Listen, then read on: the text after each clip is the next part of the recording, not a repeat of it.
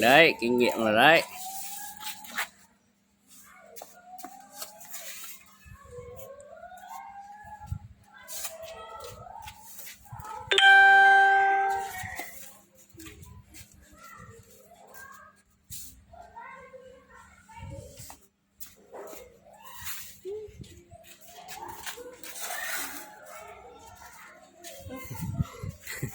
Phê chưa?